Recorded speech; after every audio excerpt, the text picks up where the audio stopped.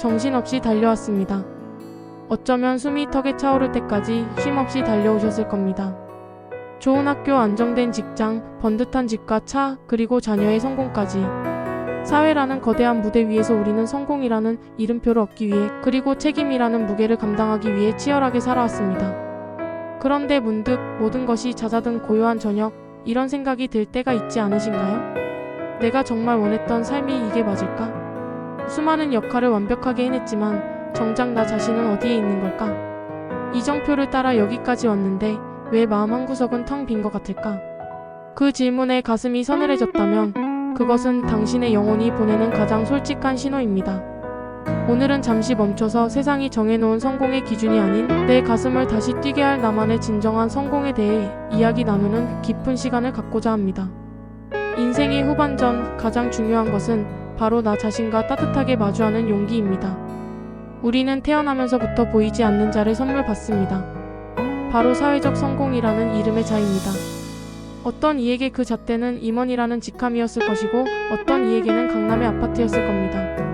또 어떤 부모에게는 자녀의 명문대 합격증이 평생의 성공 증표처럼 여겨졌을지도 모릅니다. 우리는 그 보이지 않는 잣대에 스스로를 맞추기 위해 끊임없이 나를 채찍질하고 주변과 비교하며 불안해했습니다. 문제는 이 경주가 결코 우리에게 완전한 만족을 주지 못한다는 점입니다. 하나의 산을 넘으면 더 높은 산이 나타나고 하나의 목표를 이루면 또 다른 목표가 우리를 기다리고 있을 뿐이죠. 이 무한 경쟁 속에서 우리는 정작 삶의 가장 소중한 것들을 돌볼 여유가 없었습니다. 나의 몸이 보내는 피로 신호를 무시하고 사랑하는 사람의 얼굴을 제대로 마주보며 웃어줄 시간이 부족했고 무엇보다 내 마음이 정말 무엇을 원하는지 들여다볼 겨를이 없었습니다. 사회가 만든 성공의 기준은 때로 우리를 가장 나답지 않은 모습으로, 가장 지친 모습으로 살게 만들었습니다. 이제 다른 사람이 쥐어준 낡은 지도를 내려놓고 내 안의 고요한 자침이 가리키는 방향으로 나아갈 때입니다. 나만의 성공을 재정의하기 위한 구체적인 여정을 시작하겠습니다. 첫째, 당신의 지난 세월을 온전히 축복하고 감사하는 것입니다. 과거를 후회하거나 부정하지 마십시오. 그 대신 그 모든 시간을 버텨온 나 자신에게 깊은 존경과 감사를 보내주세요. 정말 고생 많았다. 당신 덕분에 여기까지 올 수 있었어.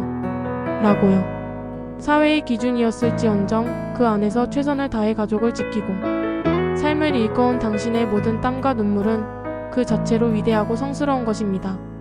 이 단단한 자기 인정 위에서라야 새로운 싹이 틀 수 있습니다. 둘째, 내면의 가장 깊은 목소리에 귀 기울이는 것입니다. 고요한 곳에서 스스로에게 몇 가지 질문을 다시 던져보십시오. 정답을 찾으려 애쓰지 말고 그저 마음에서 떠오르는 소리를 가만히 들어주세요.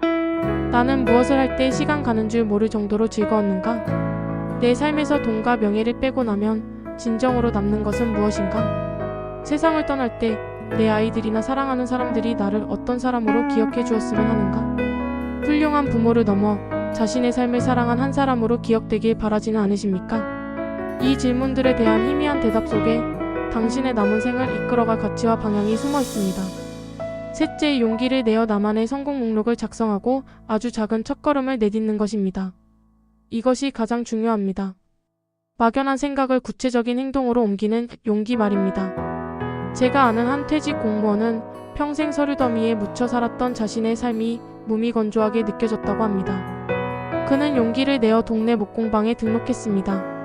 지금은 주말마다 이웃 아이들에게 나무 장난감 만드는 법을 가르칩니다. 아이들의 웃음소리를 들을 때 그는 지난 30년의 공직 생활에서 느끼지 못했던 충만한 기쁨을 느낀다고 합니다. 이것이 바로 그의 새로운 성공입니다. 평생을 주부로 살며 가족을 위해 헌신했던 한 60대 여성분은 나라는 이름이 없었다고 했습니다. 그녀는 늦었다는 주변의 시선에도 불구하고 어릴 적 꿈이었던 시를 배우기 시작했습니다.